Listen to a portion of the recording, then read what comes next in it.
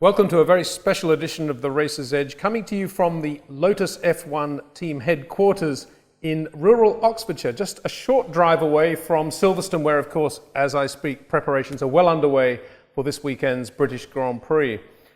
This show is all about information, it's all about data, it's all about the work that goes into designing the cars that you're going to be seeing racing at Silverstone on Sunday. I'm a layman in this whole business of data analysis, IT, but I'm desperate to know what it's all about, because the new Formula One era is all about efficiency. It's all about getting all that information from the cars, using it to the advantage of the car on the day and indeed in the future.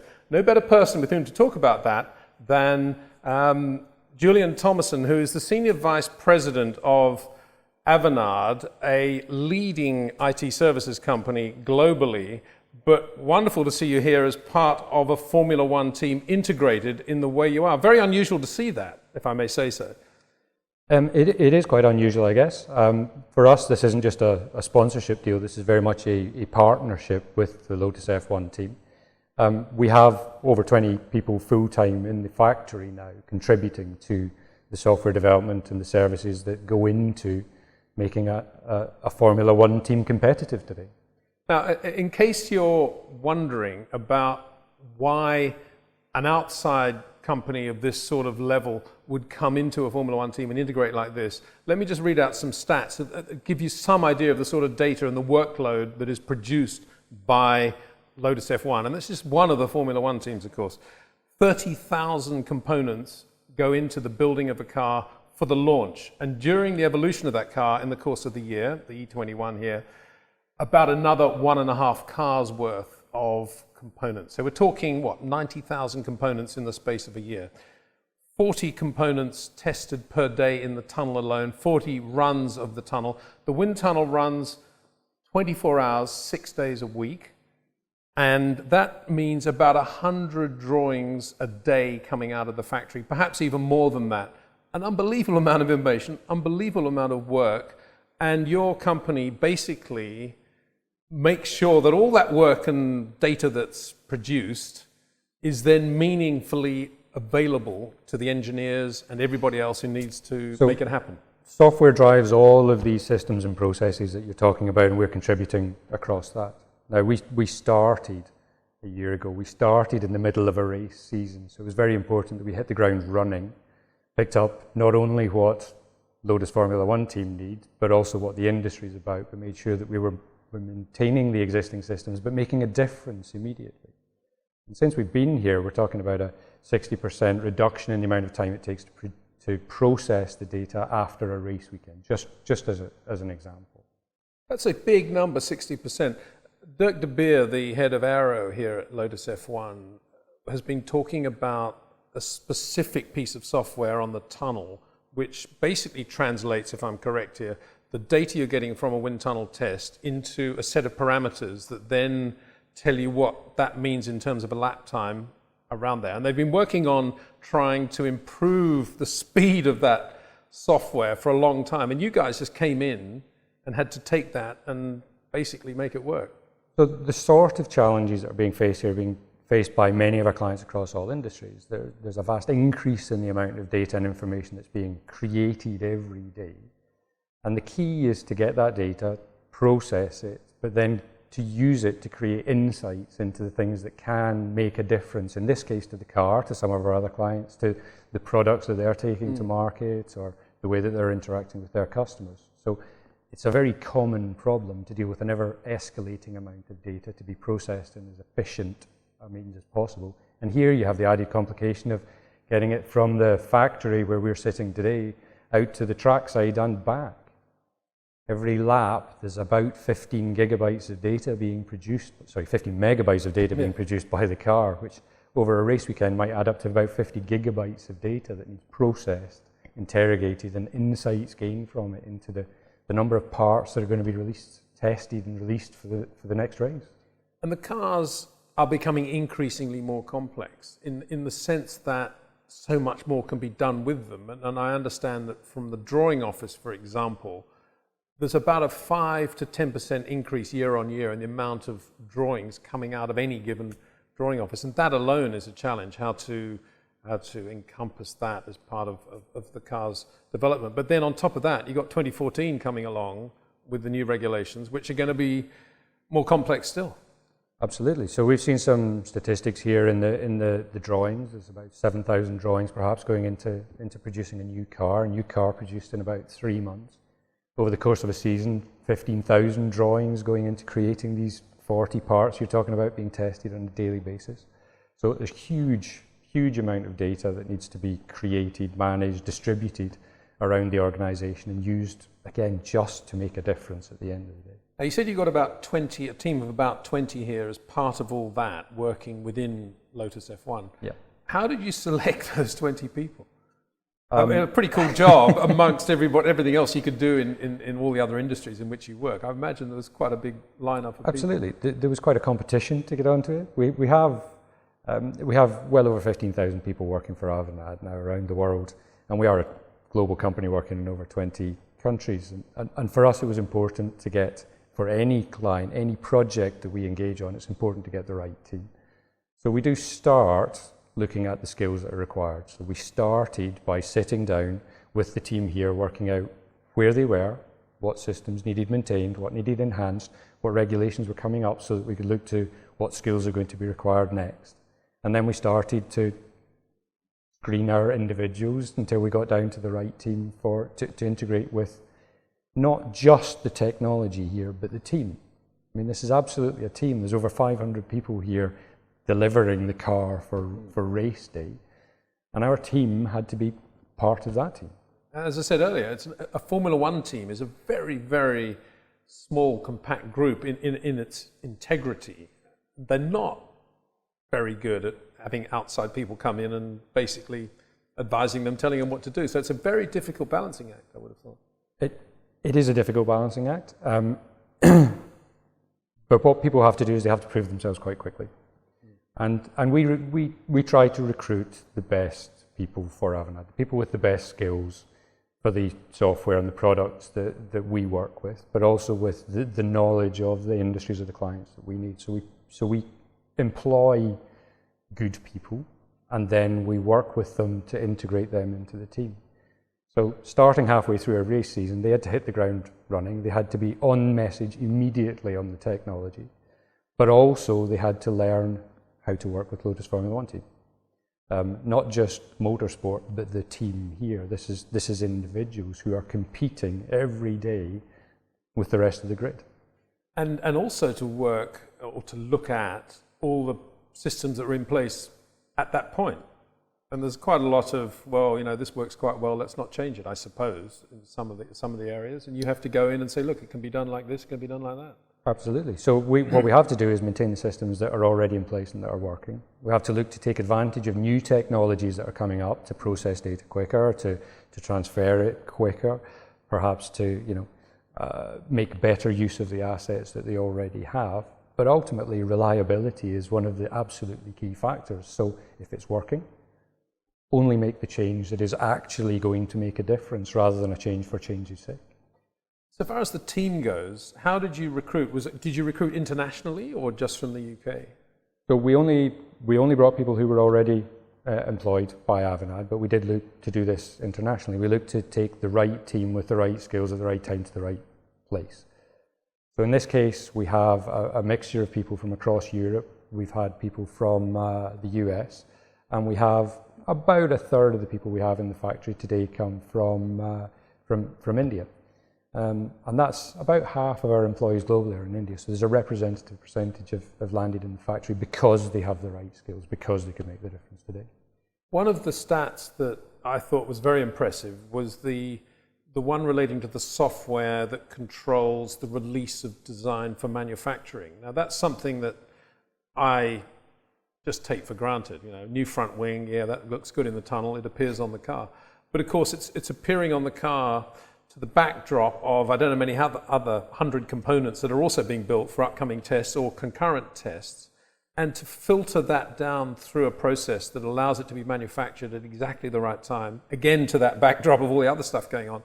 I just can't even imagine what that must be like in terms of the manufacturing floor the factory over there and all the different processes going on. And yet apparently that's come down, I think it was from a 6-week time, if you see an improvement, to 3 weeks now of actually getting it on the car and then being able to develop that piece. Yeah, now this is rapid manufacturing. The processes are well understood across, I guess, any industry. The key is to make those decisions quickly, to make sure that the systems where appropriate are joined up, that the processes are joined up, that the information flows from the track back to the factory. And then we tune the software to take advantage of the activities that need to take place. Now, we've had, as with many of these interviews, we've asked our F1 Racing Global fan community to ask some questions of our guests. And again, I'd like to thank everybody involved there, because we had over 340 questions that have come in for these interviews today. And I'm just going to fire a few of them at you, Julian, because we do have another guest coming up very shortly. But it's so difficult to choose questions. But at the end of the show, we're going to try and choose the best question, or the question that gave us the best answer, perhaps. And the winner of that will get a set of merchandise here from Lotus F1. Can't say exactly what that will be, because that's giving it away, but it'll be something signed, something very nice that you'll enjoy. So, Miss Sam White from the United Kingdom, what is the most time-consuming aspect of your job? My job? Your job. Apart from this interview. My job is to coordinate the input that we have here. So my job is not particularly time consuming. So getting to and from the factory probably takes up some time. For us though, it is about making sure that the right people are here. So I spend quite a lot of time making sure that we have the right people to do the right jobs at the right time. I'm not in person actually making changes to that software. But you will be at the British Grand Prix this weekend? I will absolutely be at the British Grand Prix this weekend. This is one of the best parts of the deal, obviously. But beyond that, there's quite a lot of new software you've been developing over the last 3 or 4 months, which I understand is going up to some sort of sign-off date in September for 2014. And it's all to do with improving the analysis of the data at the track and getting it back here, the speed of the analysis back here at the factory. There are changes going on every day. In the first 7 months or so, we've had over 100 releases. So there are releases going on continually to try and make every improvement. Mr. Graham Finlay, maybe a fellow Scot, it says United Kingdom here, but we never know. There's a lot made of the fact that technology used in Formula One cars cascades down to road cars. Is the same true of Formula One IT? Is there anything groundbreaking in terms of IT for road cars from the Formula One world? We learn as a company a lot from Formula One. It is like many of our other industries and other clients that we work with, but in sort of microcosm. Due to the competitive nature, things move more quickly. Now you go down to the factory floor here and things are very calm, but things are moving very quickly. So we learn how to be more agile. We start to learn about where efficiencies can be made that we can then apply to other clients in other industries. When it comes to what flows down to cars, we're not here to build software for road cars. We're here to tune the processes and the software for Lotus Formula One Team to make their cars go faster. However, there is an increasing amount of software going on in automotive in general embedded into the cars, from the entertainment systems, the engine management systems, etc. So over time, it's likely that some of the technology that's being developed here will cascade down. It's interesting, I think, just on that point, that Lotus F1 is not one of the largest Formula One teams. We know that. And yet, the car is incredibly good, and the results are very, very impressive, as we know with Kimi and Romain Grosjean. It's about efficiency now as much as, perhaps more than it's ever been, and more than it is about resources. As we know, Formula One going through a shrinkage, the resource restriction agreement, the curfews we see at races. And so it is about efficiency. And more, I guess, companies like yours and what you're doing are going to become part of the absolute key element. Absolutely. Moving forward. They might not be the biggest or wealthiest team on the grid, but they are competing for victories and podiums week in, week out. And that was very important to us. And it was important that it was a team that we could work with. And it's very important to us that it was about not just how much money you threw at a problem, but how efficiently you deployed those resources, because that is what all of our clients are looking for. A question on the back of that, I guess, is Alan Hipgrave, United Kingdom. What gain does Avanade look at to get from being in partnership with Lotus F1? And he actually said, I'd never heard of you until this partnership. So I suppose that's part of the gain. Well, there you are on the car by the cockpit. Absolutely, there's gain number one. It isn't just about brand marketing. In technology, it is about, do CIOs, do our clients know who we are? So there is a degree to which the brand marketing plays into it, but actually being in partnership with Lotus was important. If it was just a sticker, I doubt that we would be involved. This way we get to engage our employees and our clients in a story about who we are, how technology makes a difference to the performance in the most high-tech sport, with the ultimate differentiator in the placing at the end of a race on a Sunday. Well, that's a good point, isn't it? 'Cause you're involved in so many different aspects of industry all over the world, and yet this one, there's a checkered flag that comes out at the end of the race on Sunday, and you either win or lose. All of our clients are looking for some competitive advantage: profitability, speed to market, agility, etc. Here, it's very, very clear what they're looking for. It's fractions of a second to get to that checkered flag first. I'm not sure if you can deal with this question, but I thought it was an interesting one. Mr. Kai-T Lee, United States. When I watch a race, I see engineers poring over graphs constantly. Is there a more intuitive real-time data visualization UI that you could explore or are exploring? We're continually exploring how to best look at the data. I mean, data is important. We gather lots of data, and the volume of data is increasing continually. Every lap, every corner in this industry, there is more and more data. It's key that you present it in a way that it can be best interpreted to gain insight, to understand what to do with it. The data itself isn't important, it's what you do with that that's important. So in many cases, graphs are the easiest way to see if you're making a difference. Sometimes it isn't. So we will always be exploring better ways to visualize that data. Sometimes it's important just to give people the raw data and let them visualize it themselves. But graphs are very convenient for the data that we deal with here. How much have you used or lent on the technology you've been developing in other industries, and how much are you creating specifically new software here at Lotus F1? So there's a lot of integrating the existing packages in all industries. There's a lot here. The CAD packages, etc., are the same. Most of what we do here is bespoke, or integration of those packages, but it's based on technologies that are readily available. So where is the skill? When you say bespoke, what is it, a selection process of information that you're going to give priority to, or is it beyond that? Is it concurrent use of information? The skill comes in understanding the business problem that you're trying to solve. In this case, making the car faster ultimately, but ultimately it's about making the data move more quickly around the organization, or visualize it better, as somebody asked about. But it's understanding what you're trying to solve for and making the most efficient solution for that, given the resources we've got and given the time pressures that we're going to be under here.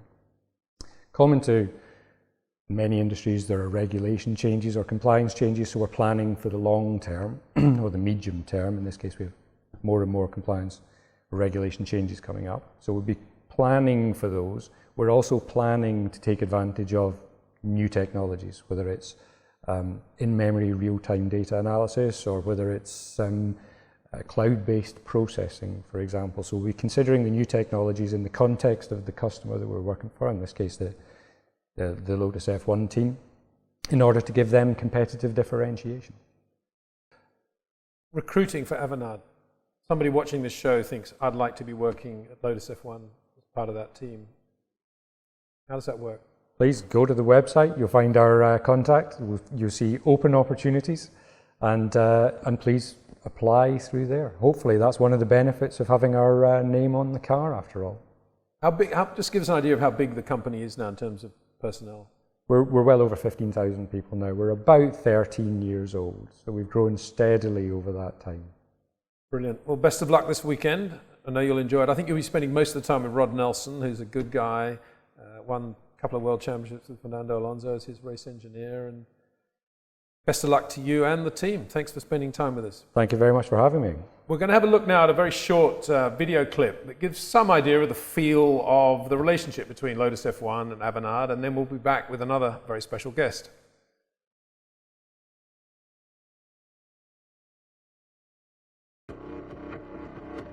I believe that Formula One is a good showcase for technology companies because a technology surviving F1 can face any industry in the market.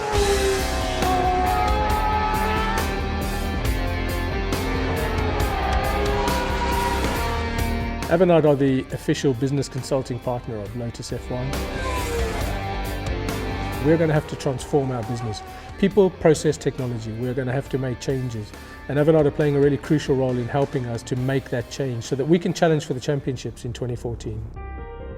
We do expect the partnership with Avanade to deliver the highest class of support and bringing to Lotus F1 Team success on track. Avanade are helping the Lotus F1 team by being a really integral part of the IS department, by providing us the resources and the people to help us to develop our applications at the track. We're really adding performance to the car for the engineers to be able to make instant decisions. The journey to Sunday is starting on the Sunday evening after the race. Whatever design gets released today, tomorrow we are starting to rethink. Formula One demands season by season changes, but also race by race. We definitely need world-class partners because we need to have the power, the efficiency, the process, and obviously the know-how to win. These 1/10 of a second or 2/10 of a second is crucial to determine if you're on the front of the grid. And that's where Avanade is helping our company to find the Sunday performance.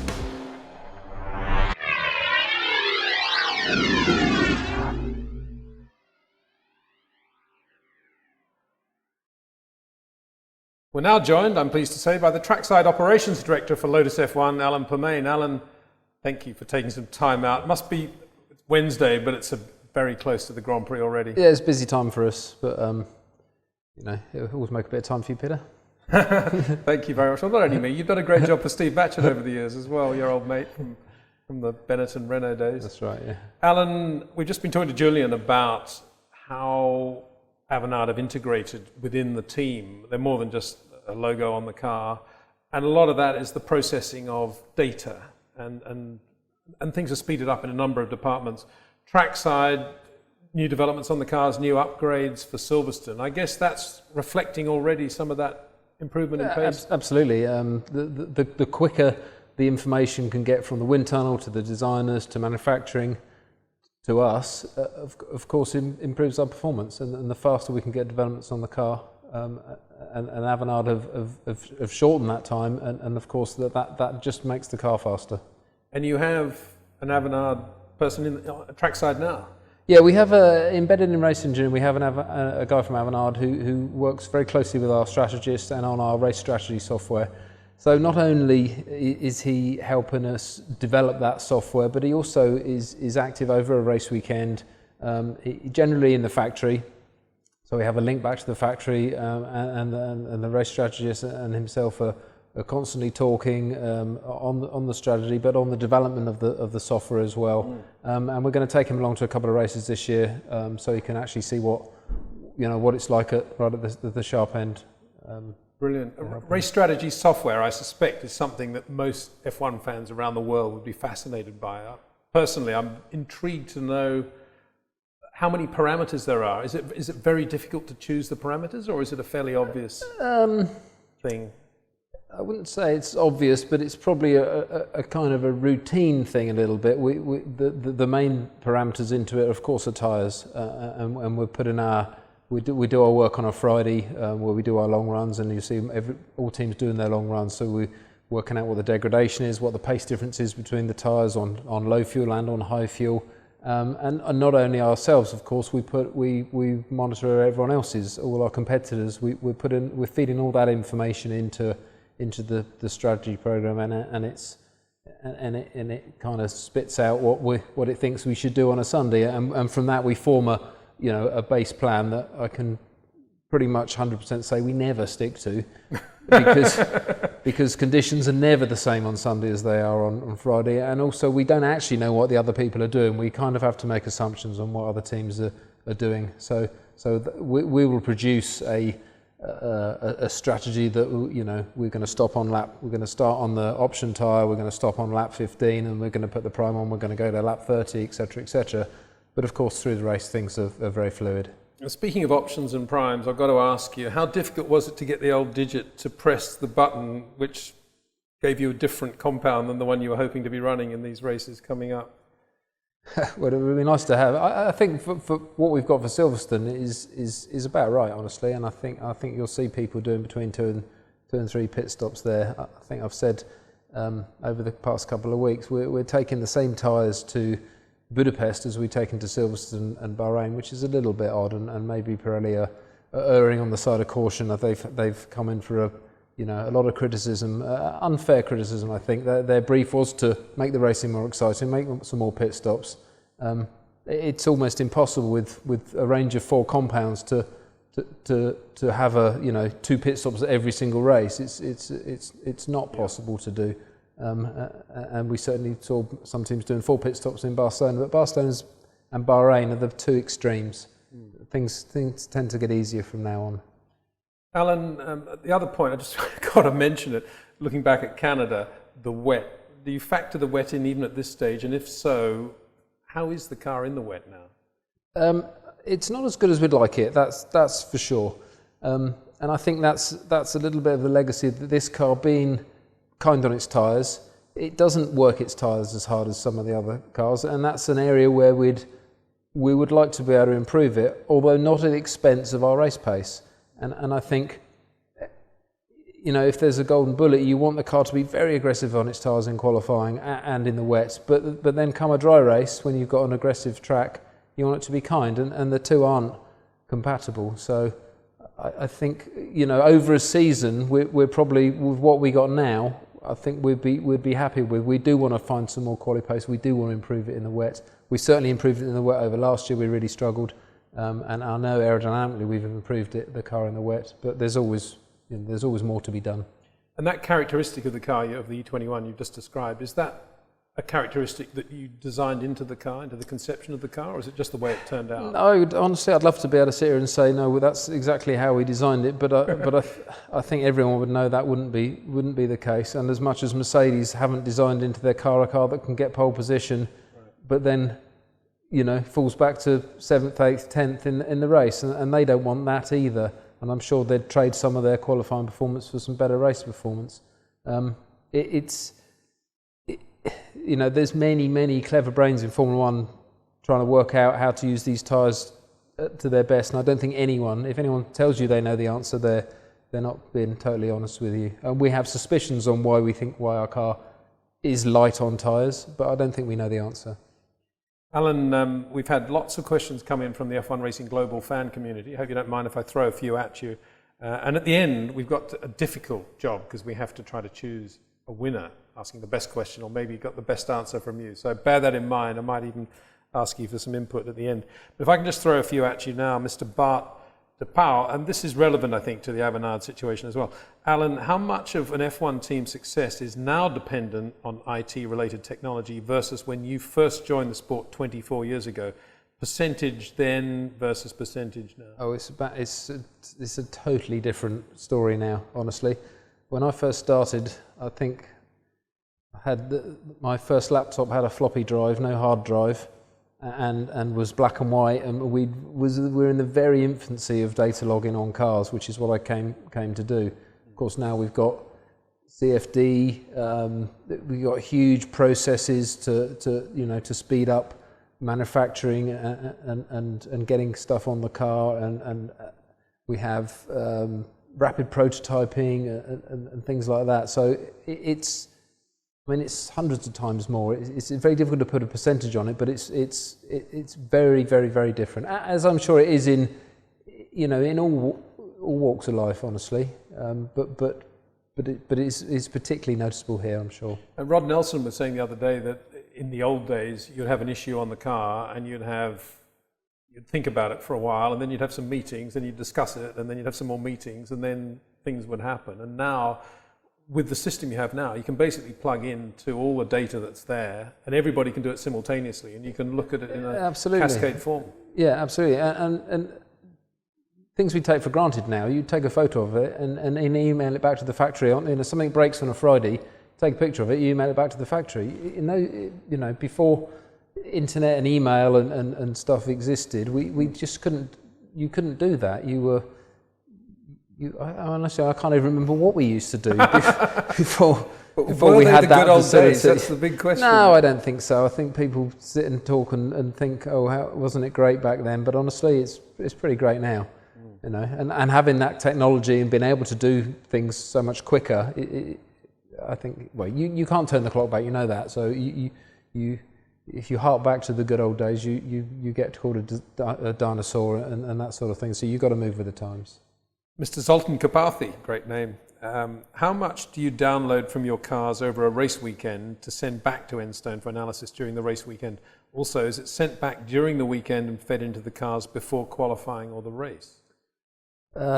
In terms of quantity of data, it's many gigabytes. I wouldn't want to put an exact figure on it, but many gigabytes of data. And yes, it is sent back it's sent back in two ways. There's people back here who can look at the car in real time, so they can actually see the car lapping around the track and see that. Would that be any of the people here in Aero as well? Yes, it would be. We actually have a little race base back here over in one of the other buildings where they have some timing screens, they have some video, and they have data coming back. And it is mainly it's for two groups. It's for aerodynamics and for our vehicle dynamics department. So we do send that they can see that as it comes back. But then also we send when the car comes back into the garage and is downloaded, with then that file so the onboard file, which can go into far more detail, is zapped back to the factory for people to look at and analyse more. So we get a first impression, if you like, from the real time data, and then a much better picture, trackside and factory side, from the other data. And what sort of video are you sending back? Really, video of we have cameras in the garage. So looking at just is the car there, is the car not there, what are the mechanics doing at the moment? So they're really getting a feel. Yes, and also the feed from FOM of the cars, the timing pages, so that they're up to date on what we're doing. Good. Mr. Darren Apps, that's another good name for a show like this. Dear Alan, when a new driver arrives at the team like Kimi, how long does it take you to understand their driving techniques and quirks for the team to fully capitalise on the car setup and race strategy? I would say to fully capitalise, honestly, probably a good half a season, especially for him to build a relationship with his engineers and for them to understand fully what he wants. It maybe was a little different with Kimi because he'd been out of the sport for a couple of years as well, so he maybe was a little bit rusty. I don't want to badmouth him in any way at all, but certainly this year, the start of this year, you can see a huge difference in him and our performance. Winning the first race and then I think 3 second places in the next 4 races. It was a different start to what it was last year. That's for sure. So I would say half a season and they're pretty much settled in. Mr. John Shockley of United Kingdom, what specific operational challenges does the F1 trackside environment present to your team, and how do you overcome them? And how do you, and also, if I can just throw in an extra bit, what method do you use to send the information from the track to here? It's with a link that's provided by Riedel, one of the subcontractors to the FIA. That's the stuff gets sent back to the factory. Specific challenges, I think they're pretty much different at every track. You're really focusing on what the particular track is going to make the lap time, and that isn't the same at every track. So we're really looking around the lap to see where we can steal a few tenths here, or a few hundredths probably actually here and there, and to make the car work, make the car quicker. Of course, we're doing an awful lot of simulation work each time, so we pretty much go with a setup that we think is going to work, and then tweak that through the weekend, and that's based on experience for that track from previous years. So, for example, Silverstone, we'll look back at Silverstone from last year, Silverstone from the year before possibly, but we'll also look at other tracks that are similar to Silverstone. So we'll look at Barcelona, which has got some high-speed corners as well. We'll look at Bahrain because it's quite an abrasive track like Silverstone is, and we've got similar tyres there. So, in terms of your physical working environment in the garage, are there some circuits that are worse than others? Yes, definitely. Generally in Europe, we've got what we call our race base. So we've got a very nice office facility in Europe with a meeting room, and that's a sort of constant. Flyaways, of course, are quite different, and there are extremes in those. You go to places like Bahrain, Abu Dhabi, we've got fantastic facilities. Some of the older places, Montreal, unfortunately, you're working out of a porter cabin, or Brazil, it's all quite small. But you have to deal with what you've got at the time, and then make the best of it. Monaco's always a challenge, but I think people have put up with it and accept it because it's Monaco and it's a bit special. We in previous years we've taken a truck there and worked out of a truck. This year we didn't. We built an office up in the garage, which is absolutely fine. It's like being on a flyaway race. It's just a lot noisier because you're right in the heart of everything there. Noisy for the GP2 and World Series. Yeah, absolutely, yes. And radio transmissions that the fans hear on the TV. Yep. How much of that? Well, how much do they not hear? We assume that anything that we broadcast can be heard by anybody. You assume that? Yes, because it can be, honestly. Anything that's between pit and car, it goes to FOM, and FOM can send that to the broadcast or broadcast it. So whilst we do talk about specifics and pit stops and laps and that, we're also very careful not to talk about things like fuel loads and specific settings on the car.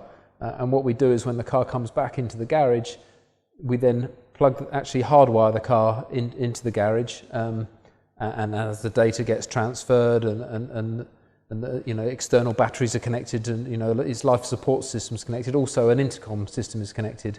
Right. So the engineer can talk to the driver, and the rest of the garage can hear and can talk as well over an intercom system that isn't broadcast. So that's how we keep that our sensitive sort of radio transmissions secure. Gotcha.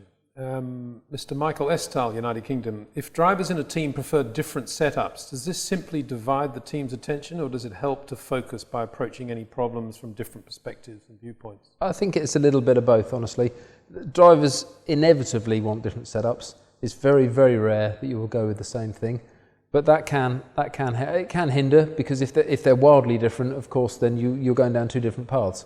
But if they're slightly different, and here we don't hide anything from each other. The two engineering teams work very closely together, talk to each other. There's a couple of us relaying information across. If one car's done one test, we'll say, this is looking very good, you should try it, or don't particularly try that, it looked particularly bad. So having them a little bit different, actually, it can help you, and different things get tried, and you then, you can increase the work rate. Ms. Jane Wilkinson, United Kingdom. What is the most stressful time for you at a race? First lap, last lap? Yeah, it can vary. You're leading the race with 10 laps to go. That's pretty stressful, honestly, and there's nothing to take your mind off it. I don't find the build-up to the race stressful. I particularly enjoy that. I must admit, the sort of the hours before the race and on the grid, I particularly enjoy that side of it. There's always an optimism. I always have an optimism that this is going to happen, or we're going to do well here and that. And I always go into it with that sort of attitude. So I don't feel a particular moment of stress, other than, as I say, if the race is going very well. And the last few laps can be pretty stressful if you've got people attacking you.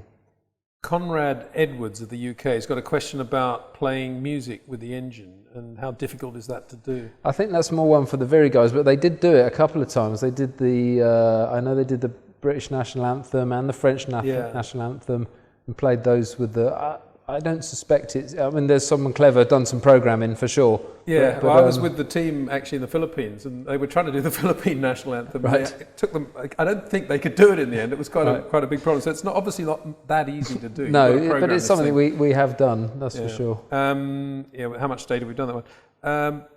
Zigmar's Weiss from Latvia. What was the most surprising comment about the car or the team that Kimi has ever made to you?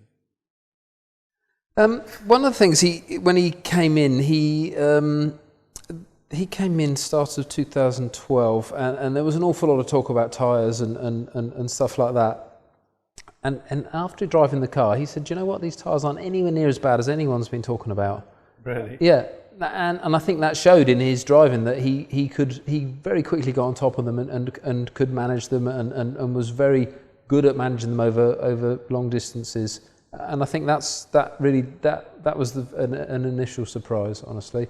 Which was great for the team as a whole at that moment. Yeah, absolutely, of course. I mean, any driver that can do that. And I think not only just for him, it was also good for Romain, because Romain clearly wasn't as good as him to start with, but there's no doubt he's learnt from him. And we've learnt from Kimi as well. And we've learnt that, certain metrics on wheel spin and tyre energies and stuff like that, we can monitor during the race.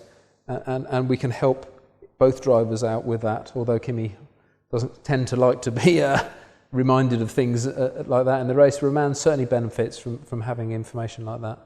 You mentioned earlier not wanting to talk about fuel loads. Tony Valls of the United Kingdom. How does the team actually decide the amount of fuel on which to start the race? It's done in conjunction with the engine guys. You have a consumption per lap. The qualifying consumption per lap is a very simple thing, a very easy thing to work out. It's fresh tyres, it's 1 lap. So that's our kind of base. We then look at the conditions that we're predicting for Sunday. So if it's a bit cooler, you can expect a little bit more consumption. If it's a bit hotter, you can expect a little bit less. We also take into account what the tyre degradation and wear is going to be, so how that lap time is then going to be affected. So the slower you go, of course, the less fuel you use. We then take into account things like fuel mixture settings and how we're going to run the race, because it's not always, it's never as quick to have your car set completely optimum for the whole race. Your lap time will be quick, of course, but you'll need more fuel. And that more fuel you put in at the start of the race, you've got to carry for the whole race. So there's many parameters, but it's worked out between the race engineers and the engine engineers how much we're going to carry. And I have to say, generally they're pretty good. But having said that, we've got many methods of adjusting it in the race. We've got mixture. The drivers can change we can tell the drivers to change their driving style a little bit. So, I mean, the aim is to always cross the line with almost nothing. And that, as we said earlier, is exactly Avanade's forte. All that, exactly what you've just described. Absolutely, mixing yes, all that together yes, condensed as efficiently as possible. Mr. Ho, H. Ho. Will we ever see full electric or hybrid drivetrains come into Formula One anytime soon? Honestly, that's a little bit beyond my scope. I suspect if the technology is there and it's relevant and people want to do it, then I don't see why not. I suspect we're a way off it, though. Honestly, the battery technology is not there yet, but we've come a long way in a few years, and next year we'll take another big leap into energy recovery. I don't think it's anytime soon, but I wouldn't ever rule it out. Question here because we've got to wind up, I know your time's valuable too. Colin Bowett says, do you think it's odd that Kimi doesn't do a track walk? No, honestly, not at all. Kimi's a little bit of an enigma in that sort of sense. He really doesn't like publicity. He doesn't like the interviews, and I'm sure you've come across that yourself, Peter. He's not an open sort of person like that. He's a very funny guy. He's great, technically, and in a relaxed setting with the team, he's like anyone else. But he's very clear he doesn't like doing interviews and that sort of thing. And I think he sees that the track walkers one, an extension of that, and two, he just doesn't need to do it. No. You know, when we went to Korea last year, it was his first time there. I think within 5 or 6 laps, he was absolutely in on the track. Another lovely example is Malaysia this year. His very first lap of the weekend was his quickest lap of the whole weekend, fuel corrected. You know, so very, very first time he drove in anger was quicker than fuel corrected was quicker than his qualifying lap. And he's not the sort of guy that needs to sit for hours at a simulator either, learning a circuit. No, absolutely not. No, not at all. He's very happy to look at a bit of data. He will look at some video, onboard video from ourselves, from other cars, stuff like that, and look at some data traces, and that's what he's happy with. One final question, good question. I think Jonathan Berger, United Kingdom. How much of your time is spent on driver man management versus technical car related management? A little bit, yes. There is a little bit. Not so much, honestly. Sometimes you need to put when things aren't going well on a Friday, and things are. If a driver's struggling, particularly if one's going well and one's not going so well, certainly with Kimi, it's not such a problem. With other drivers, let's say you can need to just maybe calm them down a little bit. And one of the things I always say to them is that the only way out of it, if things aren't going well, shouting and screaming and getting upset is not going to work. The only thing that will work is putting your head down and hard work. And that is the only way to improve things and looking at things logically and just maybe stepping back and just going into the truck and looking at some data and trying to understand what's going on. So there is a bit of that. There's also a little bit on a Sunday morning. Sometimes if the cars are close to each other on the grid, they'll be told, you know, please race each other, but race each other fairly and don't hold each other up. And if there are any instructions from the pit wall, just follow those instructions. Don't question them. We won't, you know, we don't do anything lightly. We think about, you know, any decisions like race management, if you like, which happens very, very rarely, far rarer than I think people imagine. But we just need to implant that into their heads that you know there's a chain of command and the pit wall is the top of it. And if you're asked to do something, told to do something, then you must respect it. Having said that, I don't think we've ever had to do it with these guys. So, but it does exist. Well, speaking of heads down, there's a bunch of people over there been working flat out all morning, and no doubt you've got lots of meetings to get back to and stuff to do. Alan, thanks so much for spending time with us. Brilliant. You're very welcome. Have a quick conversation. I hope all goes well with you and the team, and Avanade as well at the British Grand Prix. And don't forget, we'll be back again later this week with 2 live shows from Silverstone, from the F1 Racing Abu Dhabi Fan Village. We'll be doing 2 shows live from there, live streamed on YouTube at 7 o'clock on Thursday night and Friday night, and there'll be live music after that. Rob Wilson's band, Grand Prairie, is playing, and a couple of F1 people have already threatened to come up on stage and grab the mic, so be ready for that. Look forward to seeing you then. In the meantime, thanks for joining us.